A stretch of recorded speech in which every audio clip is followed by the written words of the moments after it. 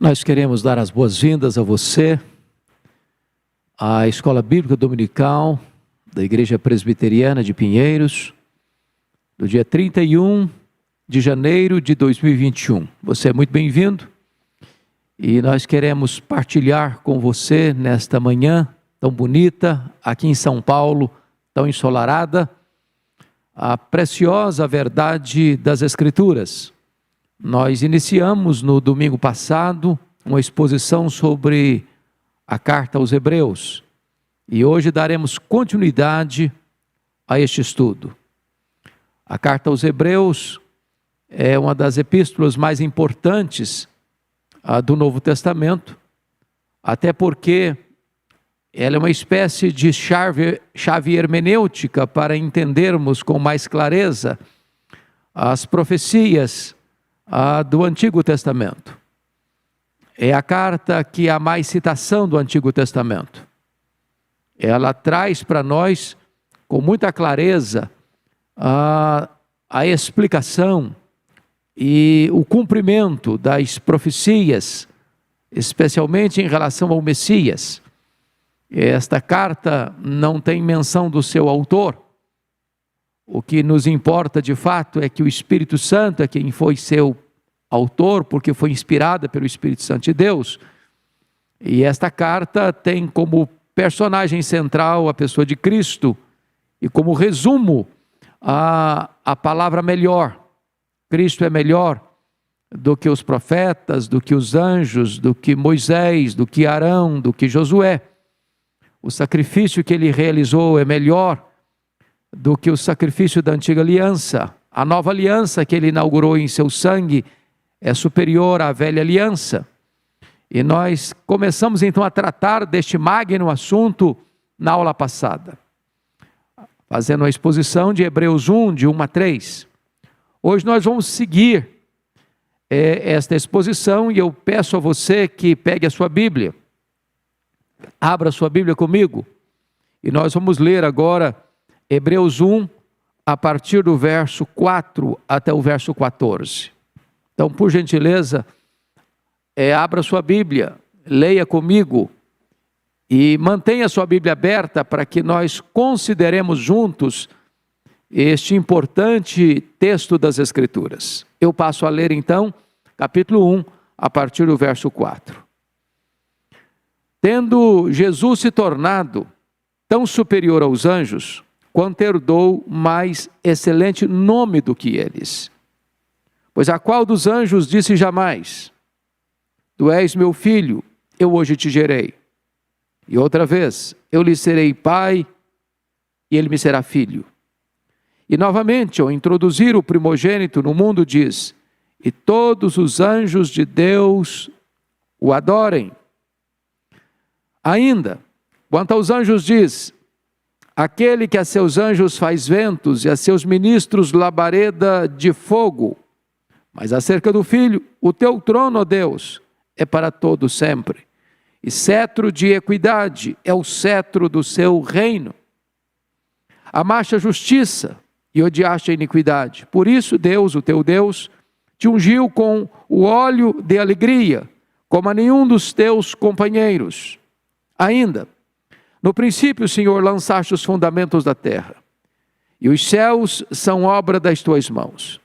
Eles perecerão, tu, porém, permaneces. Sim, todos eles envelhecerão, qual vestido, também qual manto os enrolarás, e como vestidos serão igualmente mudados. Tu, porém, és o mesmo, e os teus anos jamais terão fim. Ora, qual dos anjos jamais disse: Assenta-te à minha direita, até que eu ponha os teus inimigos por estrado dos teus pés? Não são eles todos espíritos ministradores, enviados para serviço a favor dos que hão de herdar a salvação? Então eu quero tratar com você hoje sobre a superioridade do Filho em relação aos anjos. Até aqui, nos versos 1 a 3, o autor aos Hebreus cuidadosamente mostrou-nos a superioridade do Filho em relação aos profetas. Porque outrora Deus falou muitas vezes, de muitas maneiras, aos pais pelos profetas, mas agora nos fala pelo Filho. O Filho é a última revelação de Deus. A revelação de Deus foi progressiva até Jesus, mas não além de Jesus. E o autor aos Hebreus prova que Jesus é superior aos profetas, porque ele é a última revelação de Deus. Ele é o herdeiro de todas as coisas. Ele é o criador do universo. Ele é o resplendor da glória. Ele é a exata expressão do ser de Deus. Ele é aquele que sustenta todas as coisas pela palavra do seu poder. Ele é aquele que fez a purificação dos pecados. Ele é aquele que foi entronizado à direita da majestade nas alturas. Então, ele é maior do que os profetas. Mas agora, a partir do verso 4, o autor aos Hebreus vai elencar várias razões pelas quais o Filho, Jesus, o nosso amado Redentor, o Senhor e o Rei da Glória, é superior aos próprios anjos. Quais são os argumentos que o autor aos Hebreus vai usar para provar a sua tese de que o Filho, de que Jesus é superior aos anjos? Vejamos, em primeiro lugar, o Filho é superior aos anjos porque ele tem um nome superior. Confira comigo o verso 4 e o verso 5. Tendo se tornado tão superior aos anjos, quanto herdou mais excelente nome do que eles. Pois a qual dos anjos disse jamais, tu és meu filho, eu hoje te gerei. E outra vez eu lhe serei pai e ele me será filho. Então note você que nenhum dos anjos, seja Gabriel, seja Miguel, seja o arcanjo, sejam os querubins, os serafins, sejam os anjos nas suas mais diversas ordens, jamais um anjo foi chamado nesse aspecto de filho de Deus. Jamais fez parte da divindade. Os anjos foram criados, eles são criaturas, eles são limitados, eles não têm os atributos da divindade. Eles não fazem parte da Trindade, do Pai, do Filho e do Espírito Santo. Desta maneira, Jesus é superior, porque Jesus é o Filho de Deus, porque Jesus é eternamente gerado do Pai, porque Jesus tem os mesmos atributos do Pai, porque Jesus é da mesma substância do Pai, porque Jesus é Deus de Deus, é luz de luz, é coigual, é coeterno e é consubstancial com o Pai. Porque Jesus realiza as mesmas obras do Pai. Porque ele, Jesus, pôde dizer, eu e o Pai somos um. Quem me vê a mim, vê o Pai. De tal forma que os anjos, eles são mensageiros de Jesus. Mas Jesus é o conteúdo da mensagem que os anjos carregam. Na verdade, os anjos foram mensageiros em relação a Jesus, anunciando o seu nascimento, assistindo Jesus no seu ministério, como aconteceu no Monte da Tentação, como aconteceu no consolo no Getsêmani. Eles foram mensageiros da sua ressurreição. Eles foram mensageiros na ascensão, prometendo que ele voltaria da mesma maneira como subiu ao céu. Então, os anjos são mensageiros de Jesus. Os anjos são mensageiros em relação à igreja. Eles estão presentes conosco para nos guardar. Eles estão presentes ao longo do ministério dos seus apóstolos, por exemplo, libertando Pedro da prisão máxima de Herodes. Por exemplo, trazendo consolo a Paulo no navio, naquele amargo e terrível naufrágio que enfrentaram. E eles estarão presentes recolhendo todos os remidos do Senhor na segunda vinda de Cristo. Mas Jesus é superior a eles, porque eles são os mensageiros de Jesus, e Jesus é o Senhor, o Criador dos próprios anjos. Então, ele tem um nome superior. Mas em segundo lugar, no argumento do autor aos Hebreus, o Filho é superior aos anjos porque tem uma dignidade superior. Olha comigo o verso 6. E novamente, ao introduzir o primogênito no mundo, diz: e todos os anjos de Deus o adorem. Vale destacar que quando Jesus, o Filho, veio ao mundo, está escrito em João 3,16, porque Deus amou o mundo de tal maneira que deu o seu Filho unigênito, para que todo que nele crê não pereça, mas tenha vida eterna. Ele entra no mundo como o unigênito de Deus. Mas agora, quando ele está sendo introduzido de volta ao trono, à destra da majestade, ele retorna não como unigênito, mas como o primogênito. O unigênito é único, o primogênito é o primeiro de muitos. Na verdade, quando Jesus morreu, ele era como que a vara seca de Arão. Mas quando ele ressuscitou, esta vara floresceu e produziu muitas amêndoas. Em outras palavras, agora todo aquele que crê em Jesus recebe o poder de ser feito filho de Deus, por causa do sacrifício de Cristo, da sua obra na cruz, da sua vitória sobre a morte, sobre o diabo, sobre as suas hostes. Todo aquele que crê em Cristo, está lá em João 1,12, recebe o poder de ser feito filho de Deus. De tal forma que agora ele não é mais o unigênito nesse sentido, mas Hebreus o apresenta como primogênito, porque ele agora é o primeiro da fila de muitos outros filhos de Deus. Quando você crê em Jesus, você entra para a família de Deus, você se torna filho de Deus, você é adotado na família de Deus, e mais, você nasce do Espírito, você nasce de cima, você nasce de Deus. Então, em segundo lugar, os anjos, diz aqui versículo 6 ainda, está escrito, e todos os anjos de Deus o adorem. Quando ele é elevado às alturas, quando ele é entronizado à majestade do Pai, toda a hoste angelical é conclamada e é convidada e é ordenada a adorar o Filho. Então, os anjos são adoradores, mas o Filho é aquele a quem eles adoram. O Filho é Deus adorado. Os anjos são criaturas de Deus que adoram o Filho. Portanto, ele tem uma dignidade superior. O terceiro argumento do autor aos Hebreus é que o Filho é superior aos anjos porque o Filho tem uma natureza superior. Confira comigo o versículo 7. E ainda quanto aos anjos diz: aquele que a seus anjos faz ventos e a seus ministros labaredas de fogo.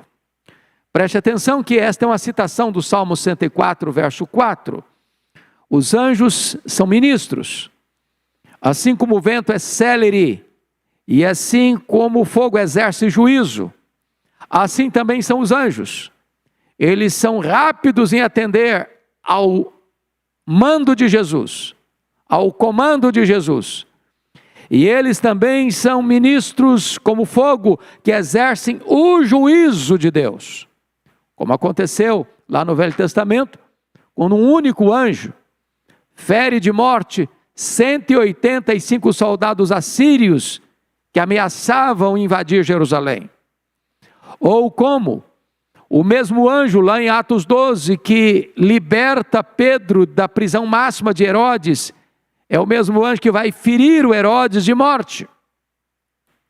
Então, note você, no verso 7, que os anjos são ministros, mas revela ao mesmo tempo a soberania do Filho, que comanda os anjos no seu ministério, dando-lhes ordens, e eles saem com a velocidade do vento, e eles exercem juízo em nome do Filho, como fogo destruidor. Então, essa é uma verdade magna que nós precisamos sempre atentar, e é a superioridade dos anjos, né? Nesta questão da sua natureza. Os anjos foram criados, os anjos são seus ministros, os anjos estão debaixo do seu comando, os anjos estão debaixo da sua autoridade, os anjos cumprem as suas ordens. Mas em quarto lugar, o filho é superior aos anjos porque o filho tem uma posição superior. Olha comigo o verso 8, a parte A. Mas acerca do filho, o teu trono, ó Deus, é para todo o sempre. Note você que aqui o próprio Deus Pai se dirige ao Deus Filho. E o Deus Pai chama o Deus Filho de Deus. E mais, mostra que ele tem um trono, que ele está entronizado. E retrata para nós que esse trono é eterno. Mas acerca do Filho, teu trono, ó Deus, é para todo o sempre. O Filho é soberano. O Filho tem um trono. E o trono do Filho não é abalado. O trono do Filho não é ameaçado. O trono do Filho não fica em risco de entrar em colapso, por mais poderosa que seja a conspiração contra ele. O trono é eterno. O Filho é Senhor. Enquanto os anjos são seus súditos, o Filho é o Senhor. O Filho está no trono. Nenhum anjo jamais assentou no trono. Nenhum anjo jamais recebe esta palavra de que é Deus. Nenhum anjo jamais tem a promessa de que tem um trono, que está sentado no trono, que o seu trono é eterno. Esta palavra é endereçada exclusivamente ao Filho. E aqui há algo glorioso. É que os tronos da terra são abalados. Os reis se levantam e apeiam e são apiados do poder. Os tronos da terra são vulneráveis. Os impérios que os homens constroem pela força da espada, ou das armas, ou do poder econômico, são temporários. Mas a Bíblia diz que todos os reinos tornar-se-ão do Senhor e do seu Cristo. A Bíblia diz que Deus mesmo colocará debaixo dos pés do Filho todos os seus inimigos. De tal forma que o autor aos Hebreus está retratando para nós que o trono do Filho eterno é também inabalável, é também invulnerável, é também inexpugnável, é também vitorioso. Não há força política, não há força ideológica, não há força econômica, não há força religiosa, não há conspiração tão poderosa emanada da terra ou mesmo do inferno que possa colocar em risco a soberania do trono de Cristo. Seu trono é eterno, diz o autor aos Hebreus. Mas em quinto lugar, o Filho é superior aos anjos, porque o Filho tem um exemplo superior. Confira comigo os versos 8b e 9.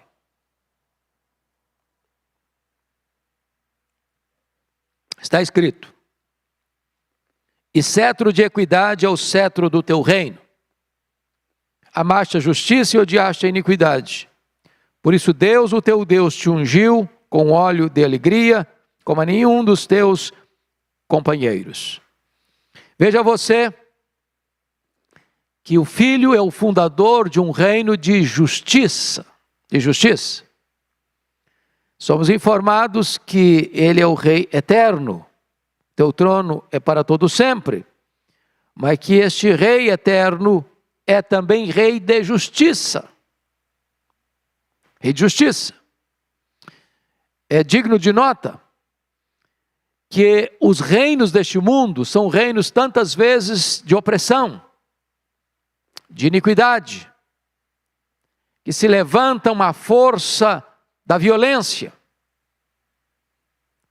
esmagando, torturando, matando, destruindo, queimando, impondo o seu domínio à força para destruir, para matar, para arruinar. São tronos de iniquidade, são tronos vestidos de violência, mas o trono de Cristo é justo. Ele ama a justiça, Ele ama a equidade, e com a mesma intensidade Ele odeia a iniquidade. Ele não faz parceria com o crime, Ele não faz aliança com a injustiça. Suas togas não estão manchadas de violência, sua coroa não está maculada pela desonra.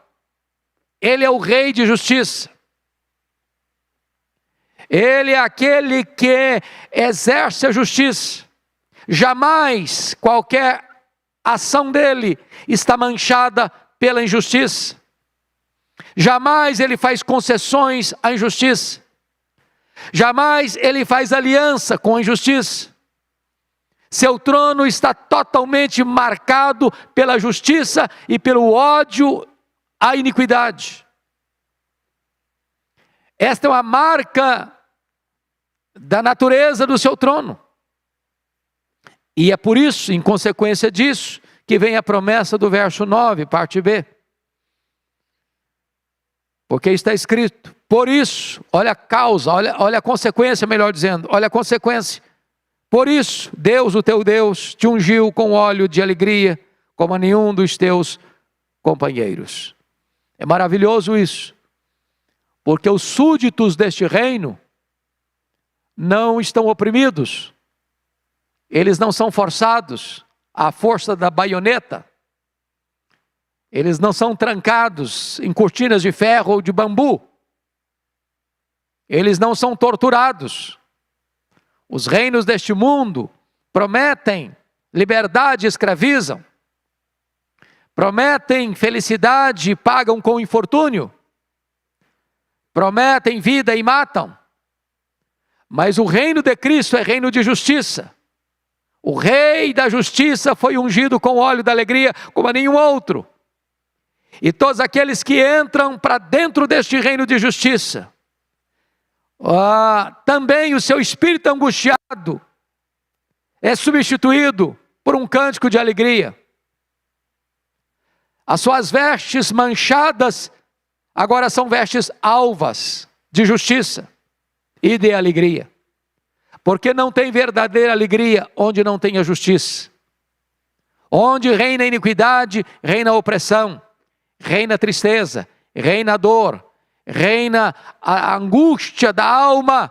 Mas onde a justiça é estabelecida, aí sim se inaugura a verdadeira e legítima alegria.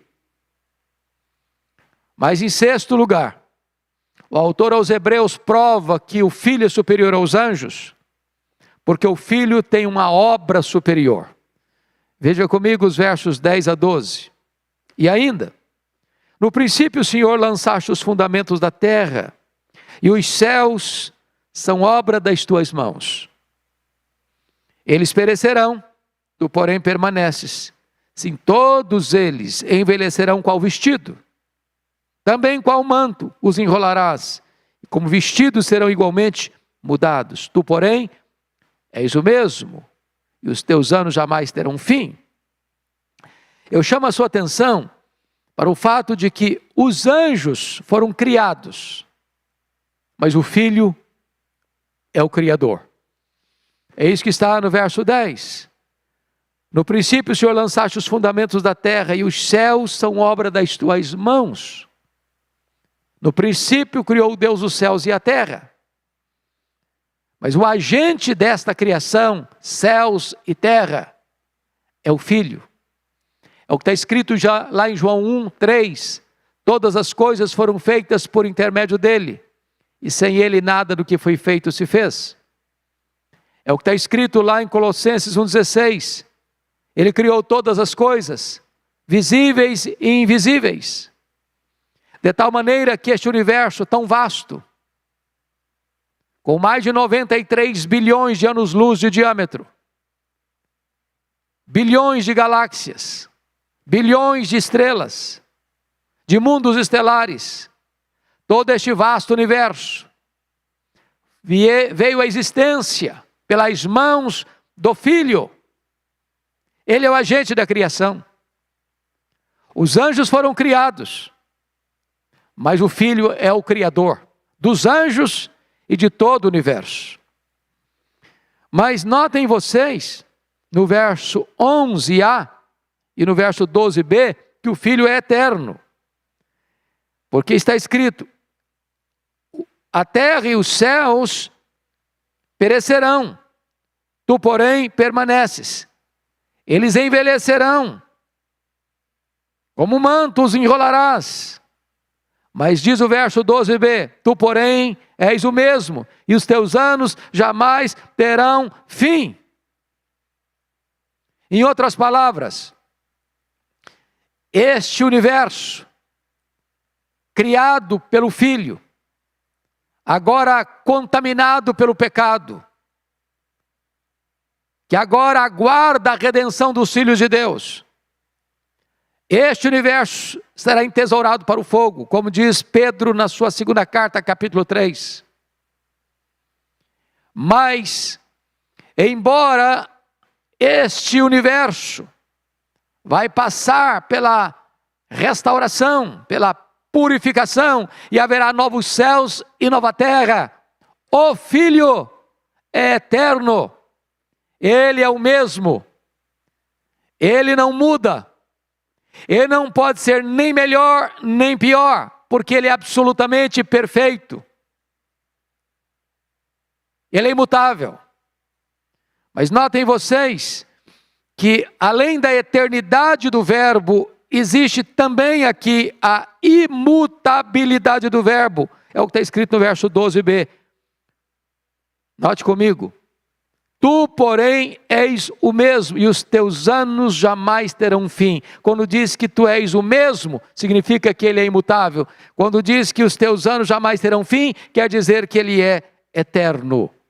Então, tanto imutabilidade como eternidade são atributos exclusivos de Deus, jamais podendo ser usados para os anjos, nem para qualquer outra criatura. O Filho é superior aos anjos. Mas em último lugar, em sétimo e último lugar, eu quero dizer para você que o Filho é superior aos anjos, porque o Filho tem um destino superior. Confira comigo, por favor, versos 13 e 14. Ora, a qual dos anjos jamais disse: assenta-te à minha direita, até que eu ponha os teus inimigos por estrado de teus pés? Não são todos eles espíritos ministradores, enviados para serviço a favor dos que hão de herdar a salvação? Então preste atenção nisso. O Filho, para realizar a obra da redenção, esvaziou-se a si mesmo, humilhou-se até a morte e morte de cruz. E Paulo diz: pelo que também Deus o exaltou sobremaneira, e lhe deu o nome que está acima de todo nome, para que ao nome de Jesus se dobre todo o joelho, nos céus, na terra e debaixo da terra, e toda língua confesse que Jesus é Senhor, para a glória de Deus Pai.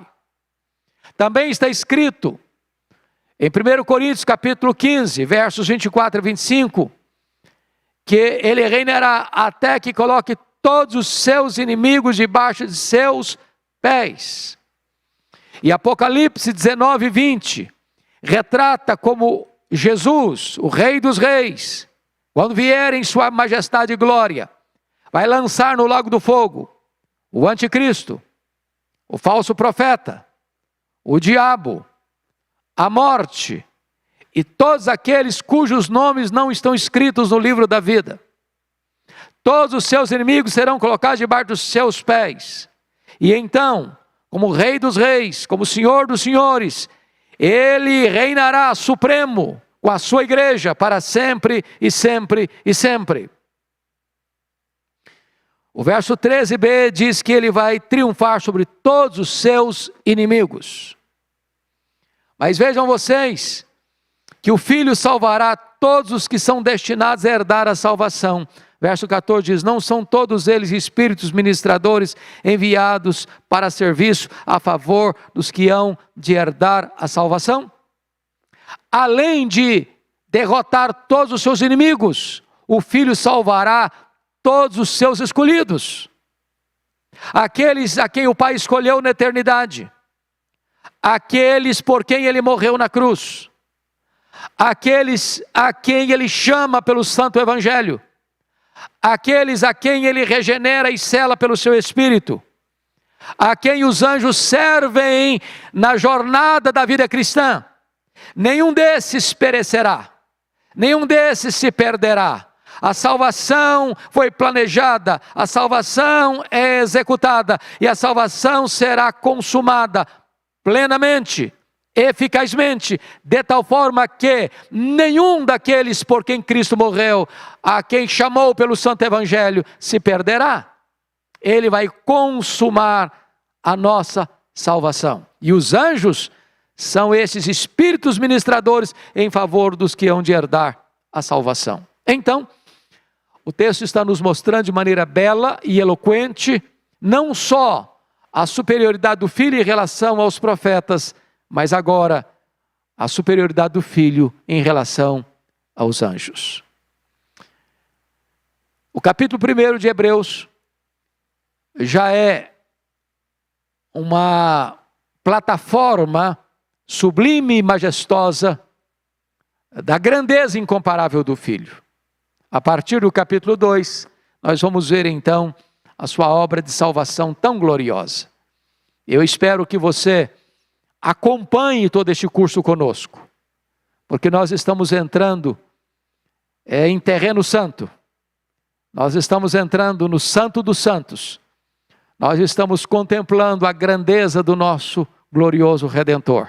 Eu espero que você venha comigo e participe desta aventura bendita de caminhar pelo livro de Hebreus e de constatarmos a glória de Jesus e sabermos que Ele é suficiente para nós, que Ele é melhor, que Ele é a razão da nossa própria vida. Deus abençoe seu coração, Deus abençoe sua família e daqui a pouquinho, às 11 horas da manhã, convidamos você para retornar, para participar conosco do culto, onde eu farei com a graça de Deus mais uma exposição das Escrituras. Deus abençoe sua vida.